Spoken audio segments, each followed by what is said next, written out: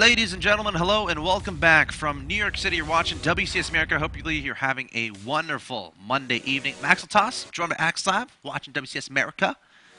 Oz, falling to Sage. Sage looking like a monster. He didn't drop the map. Didn't drop a map. Today. And that's it. And it was for Sen and versus Oz. He didn't drop the map. Yeah. That's how insane this guy is. Sage is a guy. Look out for him in Season 2 Premier League. This guy is going to be scary. I would not be surprised to see him make a top 8 performance next season. I'm going to make a guess here. Whatever group Sage ends up being in, it's group of death. It could be. I mean, because the way the groups will be made is there'll be one person from the top 8 who's going to be amazing, right? Because the top 8 of last season, it was all amazing. And it was like Moonglade, Snoot, and Alicia, then a lot of the top players. Crank. Yeah, Alicia, Crank, Ryung, Hero, Revival. Yep. A very insane list. So it's going to be one guy who's insane. It'll be Sage in his group. It'll be someone who made it through the Challenger League bracket, one of those 8 players. They're all really good. Like, they're all very good as well. So it's going to be an insane group. Of course, today this is the group we had with Sen, Sage, Phoenix, and Oz. Opened up with Sage taking out Sen 2-0, and then Oz taking one game off Phoenix, and then Phoenix actually had some internet problems. So he had to forfeit game 2. And then that's why we see in the loser match, you didn't miss that. Sen and Phoenix didn't actually happen. It's he's still been unable to get his internet to work correctly for him, and so he's just not able to play out this group. Very unfortunate there for Phoenix. So Phoenix will unfortunately not be in WCS America. Of course, that means either Oz or Sen. That's going to be our last match of the night. It's going to be Oz versus Sen. It's going to be a best of 3.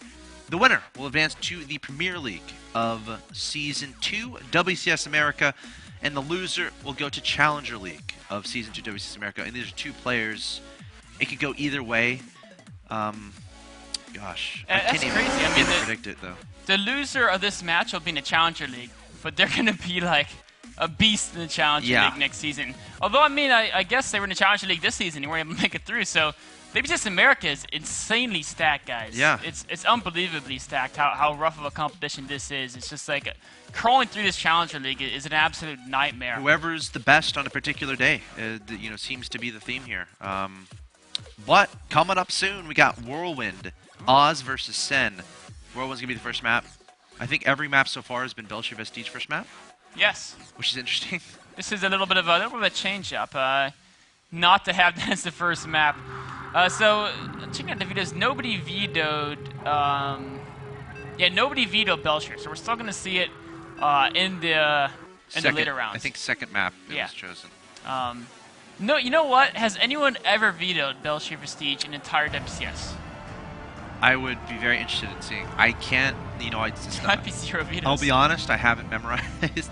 But, that's a great point. I feel like there might actually be 0 vetoes of Belcher. And we've seen, like, about... Yeah, we've seen a couple hundred games. That's actually insane to think about it. Whirlwind is rarely vetoed. Yeah.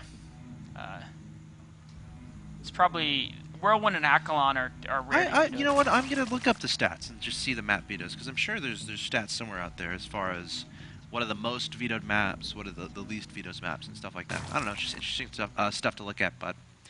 Here we are in Game 1 of this best of 3. Winner goes to WCS America Premier League Season 2 in the top right. I present to you your Red Zerg player from Team Gamma Bears. He is Sen.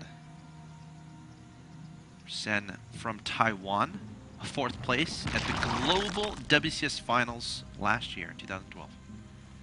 Many 3rd place finishes in Premier events. Not something you necessarily want to have on something that you're known for, but... Well, it's better than 3rd place, right? I mean, 3rd place is pretty darn good in a lot of these events. So, obviously, you'd rather have 1st or 2nd. Yes. It's funny. TLO was tweeting out because he always makes top 8 in Premier events, right? Then he's unable to get further than that. And he's like, I'm having a Stork curse, because Stork is famous in Brood War for getting 2nd in every Brood War championship. Stork had like 6 silver medals. Wow. He's like, I'm like this. I have a Stork curse, except it's top 8 instead of 2nd, so not quite as good. It's a pretty big first world problem though, because when you're getting top 8 in a bunch of premier events, that means you're really good at StarCraft too. Or for Sen, top 3. Yep, exactly. But Sen's opponent in the top left of Whirlwind is your blue Protoss player from Team Evil Geniuses. He is Oz. Having trouble getting stuff going in WCS America, has yet to win a match, unfortunately. Though I guess he technically got a walk over Phoenix, so I guess you can consider that. But MLG Summer Arena 2012, top 4, winner arena, 4th place. Very solid Protoss player. Can he make it happen here against Sen? You know, one thing that's interesting is he's playing very safe, which I kind of like. He went ahead and pylon block Sen, so you can build the hatchery. And when you pylon block the Zerg, the safest thing to do is then get the Forge before the Nexus. A lot of times, Protoss like to build Nexus before Forge. But if you're already delaying everything by building that second pylon, then if you get the Nexus before a Forge, it's kind of risky because if the Zerg sees you doing this, they can ignore the pylons, send the first 4 Zerglings across the map, and you're going to be in kind of a pickle to try to get the wall up in time because you will not have a cannon up if you went and got the Nexus first. But Oz, of course, got the Forge first, then Nexus, and so we'll have no problems at all with this defense. And the Nexus is still, look, it's still halfway done before the hatcheries really started from Sen. Which is also partly because Sen did take that 3rd base a little bit later. Yeah, of course, Oz being annoying there at the natural, placing a pylon there, it was taken out, and then putting a pylon there at the 3rd, and then canceling it. Very, very annoying with this first probe. This is something that really frustrates a lot of Zerg players I know. Every Zerg player I talk to, it's like, how do you feel when Protoss pylon blocks your natural? Do you feel it slows them down more, or you down? Happy. They are really annoyed, and they're like, I don't know why every Protoss doesn't do it. And of course, talk to Protoss players, and you're like, well, it's expensive, you know, it slows my development down as well. But it definitely frustrates the heck out of a Zerg. Why does it look like a complete wall off to me? There's a spot below the Forge. Wow, the bushes, the trees. Yeah, the bushes go to an angle, and you can't actually. There you go. See. I still can't see it. Marcus, can you rotate it again, please? I can't. No. Wow, that zealot. It's like in the trees. That'd be annoying. I'm a tall guy, so when I'm I don't simply walk under trees, branches. I have to duck my head a lot. That's a pretty tall tree. Yeah. Well, the zealots are tall themselves, you know. What? How tall are they? I would. You know, I don't know exactly, but I'd say like 9 or 10 feet. Like, if you look at them compared to a Marine Marine's already in a giant suit, right? Sure. So it's considerably taller than a Marine, so it's got to be at least like 9 or 10 feet tall. That's scary. Yeah. You would not want to go face-to-face with a Zealot. God. He would rip your arms off with barely any effort at all. All right. So a little bit of a scouting expedition here, and a little bit of pressure with the Stalker-Zealot combination. Its goal is to 2 things. One is to, you know, stop Sen from making nothing but drones, although he could probably defend with just queens. But he's not actually. He's making 12 Zerglings, which is a lot of Zerglings to deal with just the Zealot and the Stalker. Yeah, so, you know, I'm trying maybe to think about that. He really wants to drive them away, and then maybe he can use a lot of these extra Zerglings to scout for proxy pylons. Maybe just 1 to 2 unit kills. I mean, or the Zealot maybe scare his opponent. Like if Oz sees a bunch of things, it's like, wait a second. Oh, the Stalker has got to be careful. Yeah, this is actually not as easy as it might seem as far as the Stalker running from all these Zerglings. If you just run straight away, yeah, you're usually safe. But if you try to be fancy and micro and get a couple hits off, it's no. Or you accidentally like slam up against a wall somewhere or something. It can get a little dangerous. So Overlord scouting the main of Oz, Sentry takes it down. Look at this. This is what Oz is known for. He's very fast third bases. And maybe Sen knows this and he was trying to take advantage by getting all the early Zerglings, but it doesn't matter. Like, this is... Oz is known for, like, never losing these third... Oh, Sentry! The Sentry is so important! Okay. Man, that was... Oz is scaring me, man. He's playing with fire. He is. He wants to stay close because he doesn't want the Zerglings to kill the Nexus, right? Oh, we can trap those. Oh, he does. Oh, wow. Great force fields there from Oz. But you don't want to trap yourself in with the Velociraptor. This is true. He does have the cannon. Got to be a little bit careful. He micros the sentries well. He shouldn't lose any. And look at this, man. So many Zerglings died. Opening from Sen definitely backfired there. He wasn't able to get really anything done. So now what does Sen do from here? Like, you're seeing that like crazy fast third. And the third is actually towards him too, you know. A lot of Zerg players would just spam roaches here and try to overrun it. But Oz got famous for the fact that he would never lose his third in PvZ. Like, there was a time when every Zerg was max roaching, and Protoss were like, I can't even take a third base, because that was when Stefano was just crushing everyone. And Oz was the first player to say, no, you just take the third super fast, and then you just make a bunch of sentries and stalkers, and you micro well, and you're not going to die to roaches. Yes. So I would never try to just smash Oz by massing units and trying to run over his third. That's not a good approach. we see Senate is not going to try that either. He's going for the Zerglian upgrades. He's getting the Baiting Nest. So he's I think that Baiting Nest is a just in case Oz turns this fast third into a mass gateway attack. Like what happened on Star Station. Exactly. Except without a third, but as far as the a similar idea. Yeah. Just smashing brute force game units. And the question is, where does Sen want to go from here? He could go to Spire, which is a very popular whirlwind, or he could try to tech up for Ultradus. But he has to make a decision at some point because Oz is going for Blink Stalkers, and while Stevens can do okay against them, oh, he's actually going to get dropped. Oh, this is cool. Mushroom almost got taken out.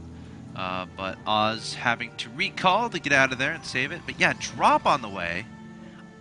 Baneling drops could be a thing. I think he's definitely going for a big Baiting attack, and Oz has a lot of sentries, which aren't that great against drop play, and of course he got a lot of sentries because his third is so close to the Zerg. You have to get the sentries to make sure you're safe in case they do something like spam roaches at you, and so it's not like it was a mistake. His hallucination scout is going to be very useful.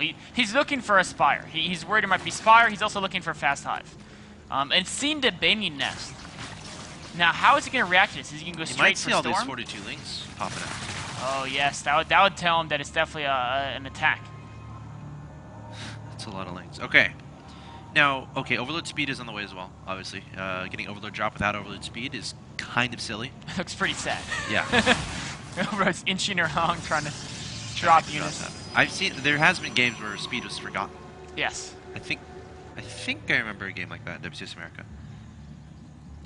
Now Oz is actually trying to attack. He has tons of force fields, so in a straight-up engagement, he can deal with the Zerglings. But with the drop play, nice by Sen. He doesn't lose too much there. He's trying to buy time to get these Spine Growers up, but Oz isn't giving him the time. It's a lot of links.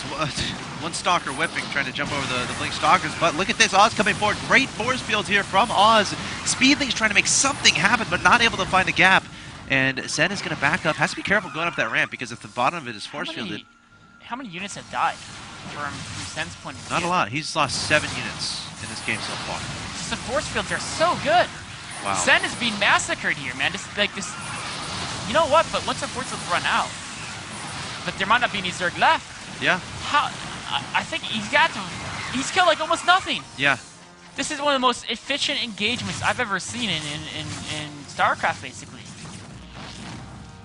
And again, Oz has the ability to make so many units behind this. He's on a 3-base economy as a Protoss at this point in the game. More force fields going down, isolating the links, isolating the queens. I wonder, it's got to be like a 4-to-1 cost efficiency on units lost. It's 180 to 13. Oh, look at 180 to 13. I mean, of course, they are Zergian, so it's really about a 3-to-1 ratio. It's not as bad, but it's still, this is insane efficiency to force fields, the blinks. Wow. There's the GG. Oz showing phenomenal control in Game 1.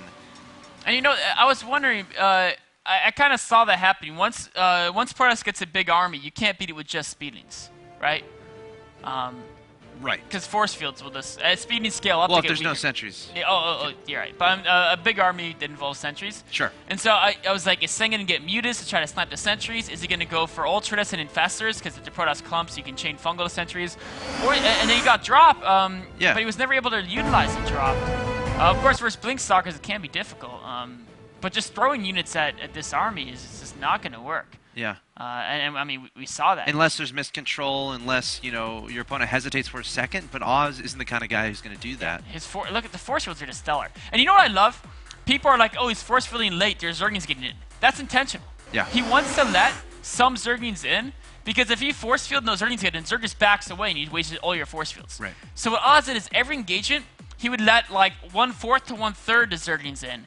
Then he'd force field, and then the Zerg's like, well, like, if I back away, I just lose 1/4, 1/3 of my army.